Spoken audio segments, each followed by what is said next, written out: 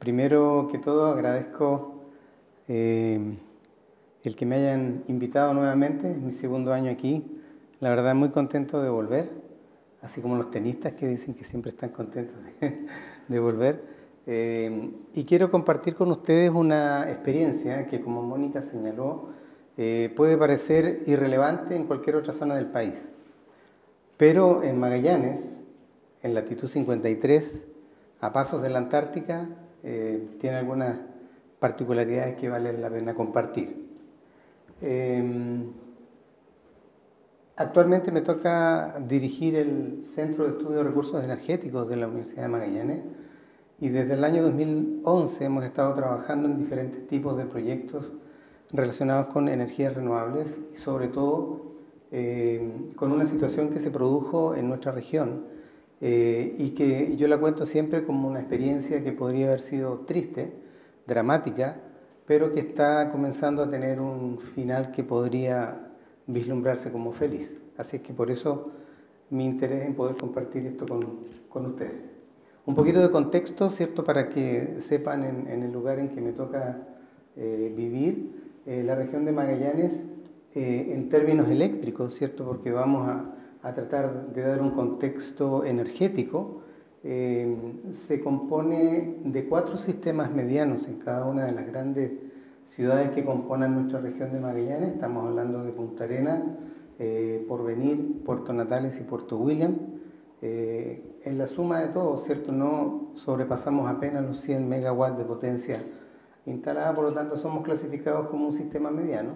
Y es muy importante compartir con ustedes que somos un sistema absolutamente aislado del sistema, ¿cierto? Interconectado de nuestro país. Por lo tanto, en términos eléctricos somos una isla que tiene que generar su propia energía. Y también tenemos particularidades geográficas como las que ustedes observan ahí. Si bien es cierto, hay varias líneas de transmisión de gas natural para proveer, ¿cierto?, la energía con la cual se le entrega confort térmico al ciudadano, pero también a través de la cual se genera energía eléctrica. Quedan localidades que están inevitablemente aisladas en sectores rurales y casi sin ninguna posibilidad de acceso a la red eléctrica. Por lo tanto, su única alternativa es generar con combustible fósil, hablando, ¿cierto?, de particularmente el diésel. Y en el año 2013 ocurre una situación que voy a detallar un poco más adelante, en la cual la Empresa Nacional del Petróleo, que es la empresa, ¿cierto?, que se dedica a la explotación de hidrocarburos en nuestro país y particularmente en nuestra región, empieza a tener avisos de que el consumo de la región que estaba siendo compartido por el consumo de una empresa muy intensa en consumo de gas, podría comenzar a dar problemas. Y es en esa época que se empieza a pensar en que podríamos estar vislumbrando una crisis. Entonces, quiero mostrarles cuál es la importancia del gas natural en el modelo energético de mi región. Y la verdad que la mayor parte de nuestro gas lo usamos para fines térmicos. Eso se entiende cuando yo les digo que tenemos una temperatura promedio entre 8 y 10 grados. Por lo tanto, somos una región muy fría, con un invierno que dura aproximadamente a veces 7 u 8 meses del año. Y por lo tanto, tenemos que tener gas para garantizar ese confort térmico de la ciudadanía. El otro porcentaje se va para producción de electricidad. Tenemos una planta de producción de electricidad en Punta Arenas que funciona con turbinas de gas. Y lo relevante de este escenario energético es que ustedes observen los valores del gas natural. ¿Cierto? Que yo coloco ahí la pregunta en color rojo, si es que un precio de gas natural será bueno tener un precio tan bajo o puede traer algún problema. Claro, desde el punto de vista de la población, obviamente todo el mundo está feliz con ese precio, pero como van a ver más adelante, se transforma en barrera cuando quiero encontrar otras maneras de generar alternativas energéticas. Y también les coloqué ahí el precio de nuestra electricidad, ¿cierto?, para tener un parámetro de comparación. Cuando uno observa cómo es el consumo de gas natural en la región, observen en la torta de la izquierda, se observa que un 25% del gas natural es empleado para producir electricidad y el otro 75% está detallado en la torta de la derecha, ¿cierto? Para comprender en qué se usa el gas natural que no va para producción de electricidad. Y se observa que un 54% de ese consumo corresponde al sector residencial. Y eso es interesante porque en la mayoría de las regiones de nuestro país el gas natural se ocupa para fines industriales. Y aquí los mayores consumidores son el sector residencial y comercial básicamente. Un poquito de historia para contarles a ustedes por qué no estaba en el inconsciente colectivo de los ciudadanos en términos de eficiencia energética, nunca estuvo. Tenemos una historia de muchos años, más de 50 años de explotación de gas natural y petróleo. Estamos sentados sobre una cuenca que tiene un recurso muy relevante, entonces nunca fue tema la disponibilidad del gas natural. Hasta que aparece ese gráfico que muestra, ¿cierto? En el eje horizontal se ven los años, y cuando nos estábamos aproximando al año 2010 se observa una curva decreciente, peligrosamente decreciente, que nos hace pensar qué ocurre si ese gas continuase decreciendo. Y ahí toda la región empieza a pensar que parece ser que no es estratégicamente conveniente depender de un solo recurso. Y en ese momento Magallanes era monodependiente, solamente dependiente del gas natural. Bueno, la buena noticia, ¿cierto?, es que no es que el gas se esté acabando en Magallanes. Tenemos reservas importantes de gas, pero no es el mismo gas que estábamos explotando siempre. Es decir, no es ese gas que está a 1500 o a 2000 metros.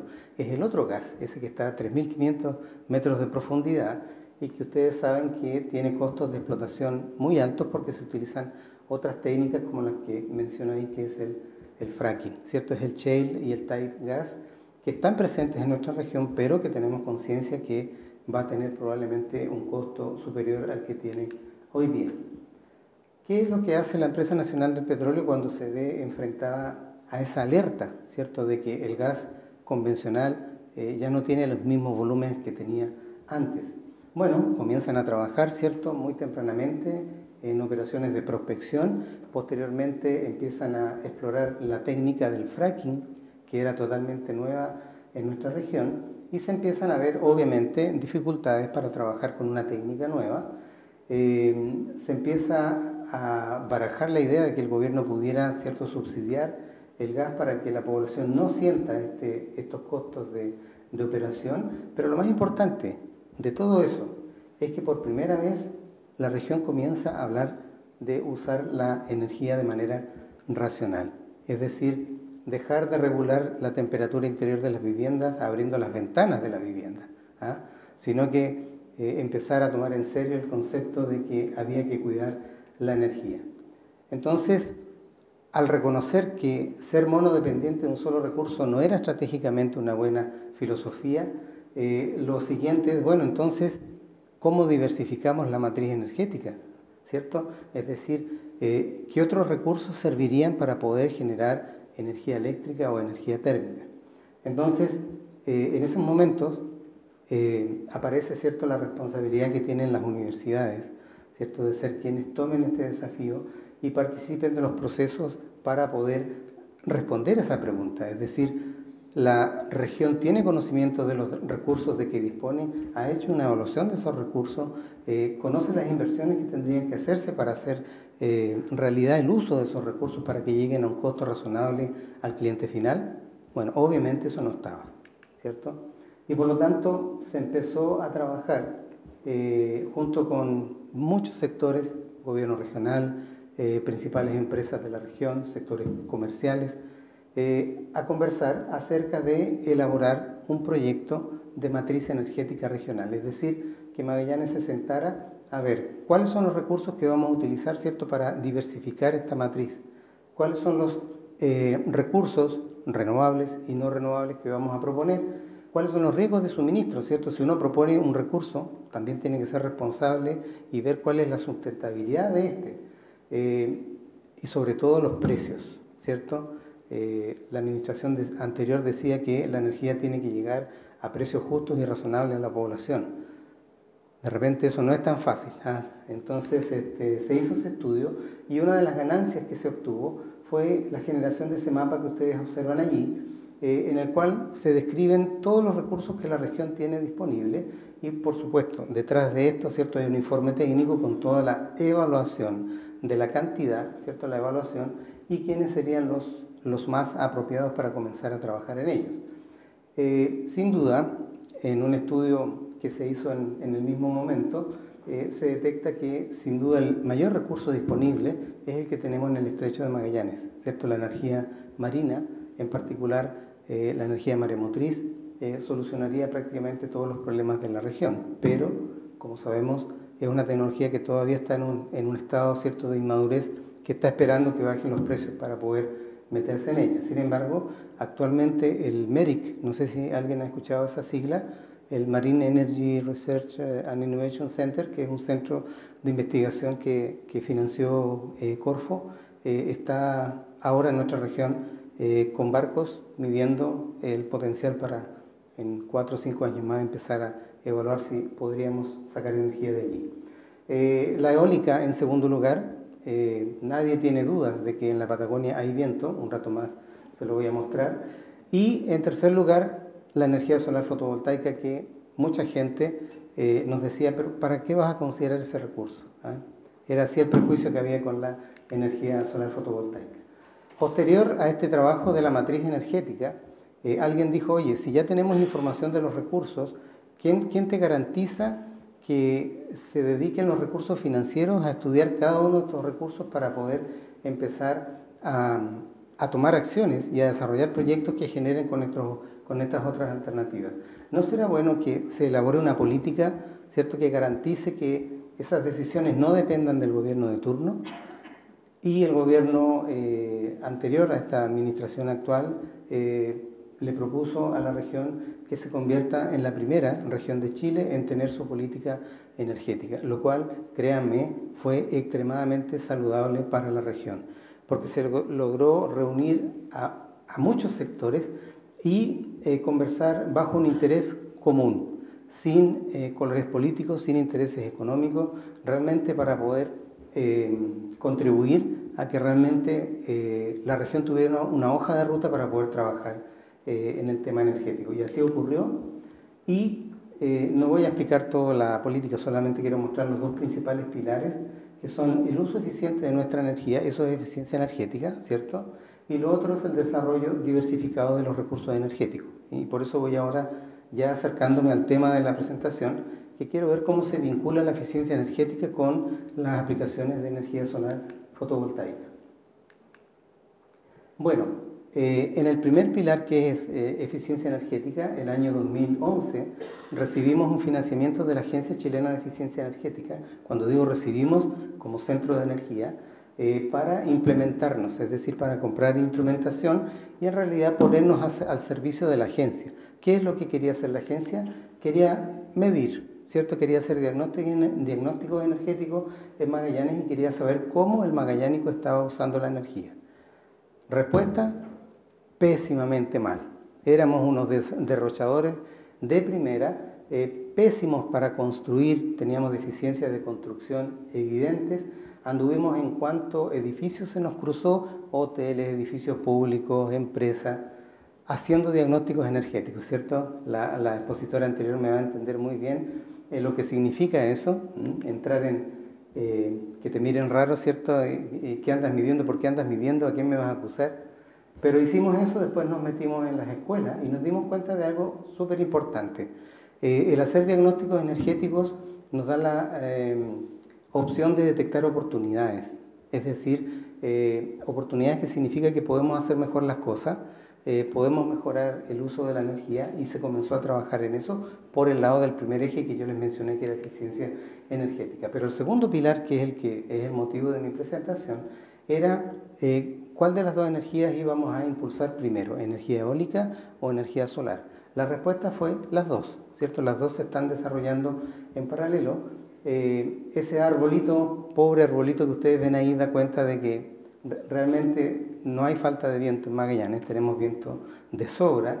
Tenemos actualmente un parque eólico de 2,5 megas y otro que está siendo construido. Me parece que van a hablar un poco de eso mañana.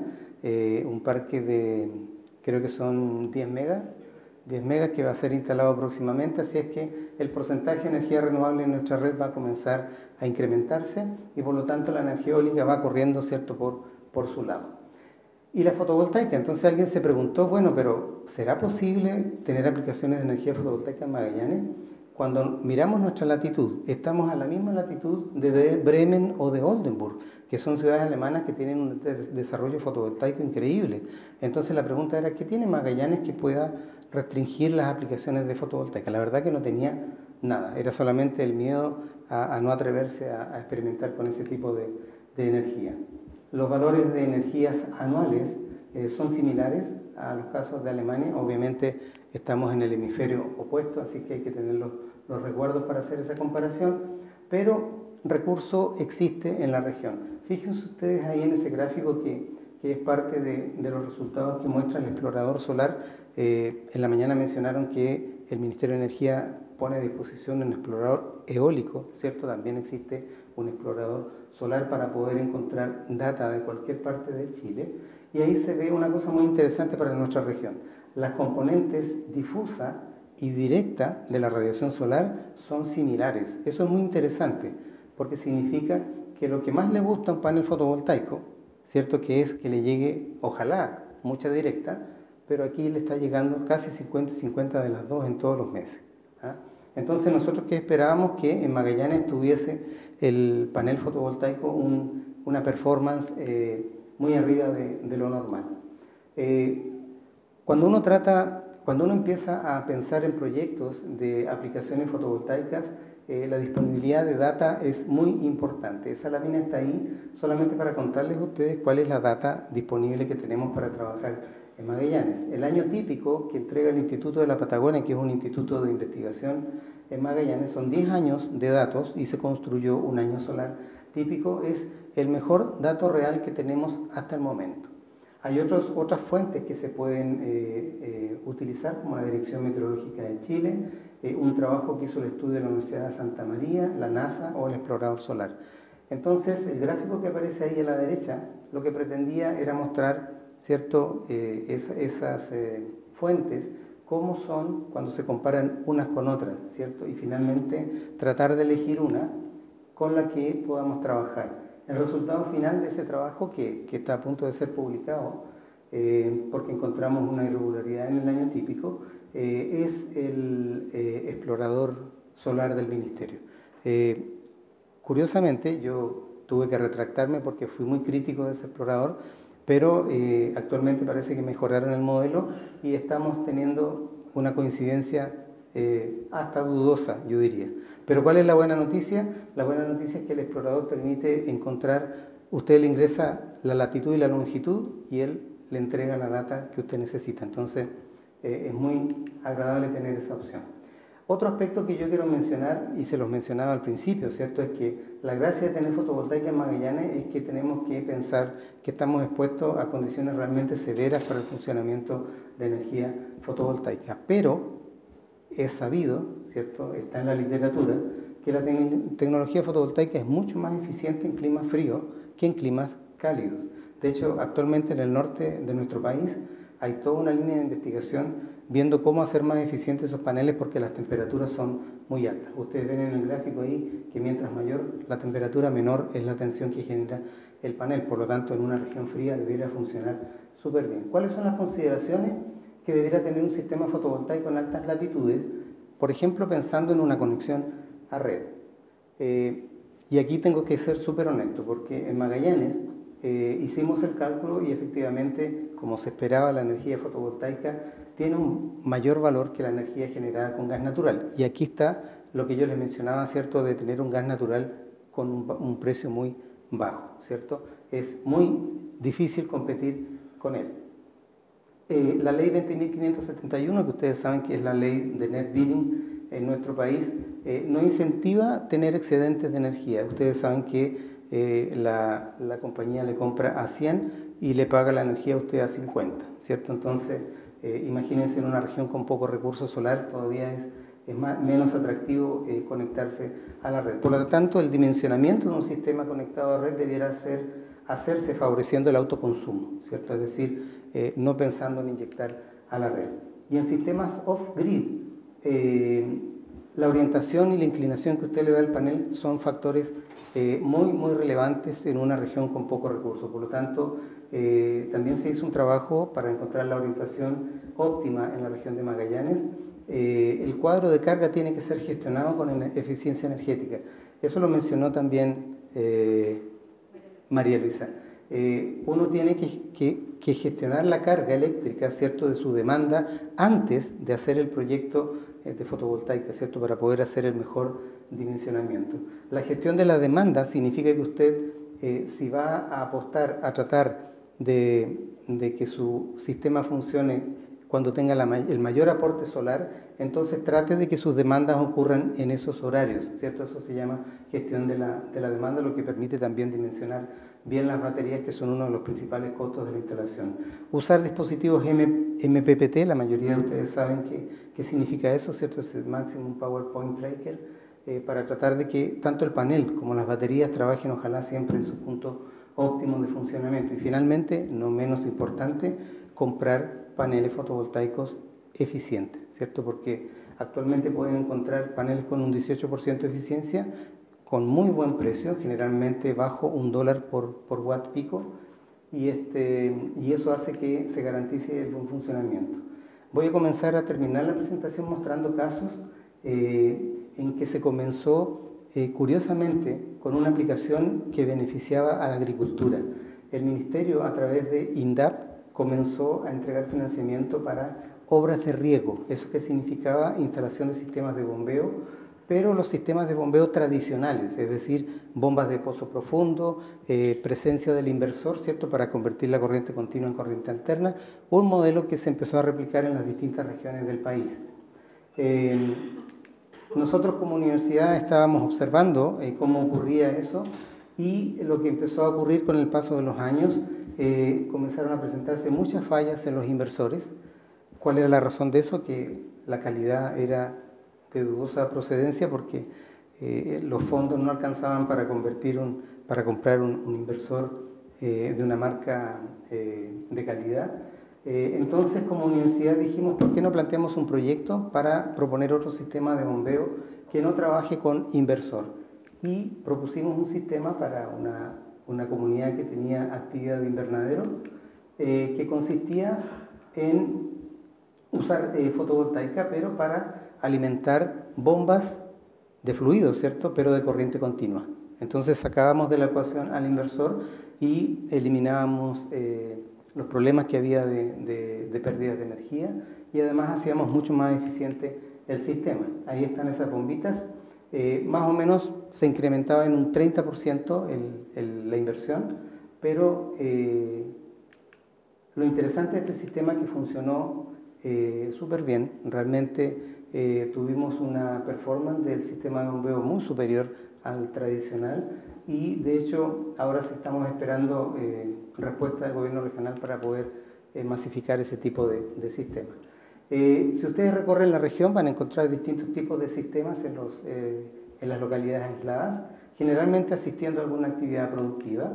ENAP también tiene, ¿cierto?, ahí tiene un sistema híbrido, eólico y solar, para algunas actividades que no necesitan, ¿cierto?, tener de operación. Y acá hay uno de los proyectos insignes de la región de Magallanes, que es la integración de fotovoltaica en el centro de rehabilitación para niños con capacidades diferentes. Aquí se usó una fotovoltaica de muy alto nivel, se usaron vidrios fotovoltaicos, pero primero hay que decir que el proyecto se preocupó de que toda la iluminación interior fuera LED, ¿cierto? Lo que yo les decía de gestionar el cuadro de carga antes del proyecto. Ahí se ve por el interior, ¿cierto? Estos vidrios fotovoltaicos son 39 unidades, conformando una potencia instalada de casi 8 kilowatts, y que aportan más o menos el 30% de toda la electricidad que se consume en el interior. Producen ahorros de 30% de electricidad en todo el funcionamiento de ese proyecto. Son vidrios de una empresa española que la verdad que han funcionado muy bien hasta el momento, y ese sistema va a comenzar a ser monitoreado justamente para cumplir con la medición y verificación. Ahí hay un rack de paneles fotovoltaicos afuera que complementa también la demanda en iluminación. Fíjense en la inclinación, por favor, de los paneles. ¿Ah? Se ve raro, ¿cierto? Pero tenemos que inclinar mucho para poder tener captación del recurso, 60 grados de inclinación. En el sector residencial también se está integrando la energía fotovoltaica y tenemos un proyecto de una empresa regional que se llama Impassive House. Este empresario quiso acercarse al modelo Passive House y colocó paneles fotovoltaicos para poder tratar de aprovechar, ¿cierto?, la energía fotovoltaica para ser independiente de la red eléctrica. Y voy terminando con otra instalación que es interesante, que es la única instalación conectada a la red que actualmente tenemos en la región. Es una instalación de 8,2 kW de potencia instalada, se financió con ayuda del gobierno regional, está en las instalaciones de CONAF en Magallanes y tiene una cosa bien interesante, que empezó a ser monitoreada desde el inicio. Y eso significa de que sabemos exactamente cómo se comporta ese sistema y ocurrió algo interesante. Uno cuando hace la simulación de un proyecto, ¿cierto?, lo habitual es que uno obtenga valores mayores a lo que esperaba, ¿cierto? Y aquí en realidad lo que ocurrió fue que el proyecto real superó las expectativas de simulación. Y eso significa que realmente la fotovoltaica en Magallanes tiene un futuro que no es, por supuesto, convertirse en un actor relevante de la matriz energética, pero sí contribuir. ¿Y qué estamos haciendo actualmente? Con esto cierro la presentación. Estamos haciendo algo que es importante y por eso se los transmito. Uno no puede permitir que una actividad de desarrollar un recurso renovable avance sin que ustedes preparen al capital humano que se va a encargar del mantenimiento de estas instalaciones. Si no, lo que va a ocurrir es que los sistemas van a empezar a fallar, nadie los va a poder atender y lo que va a decir la gente es que la energía fotovoltaica no funciona, y eso no es verdad. Entonces estamos iniciando capacitación en sistemas fotovoltaicos, pero no la tradicional. Estamos obligando a que esos cursos tengan una parte práctica para que la gente haga instalaciones. Ya dejamos el pizarrón, ¿cierto?, y el lápiz para... Y tuvimos también cooperación de un colega de la Universidad de Talca, por eso lo incluye ahí en la fotografía, está presente aquí. Muchas gracias por su expertise. Fue un curso exitoso y esperamos seguir en esta línea, trabajando en fotovoltaica y también cooperando con la Universidad de Talca. Muchas gracias.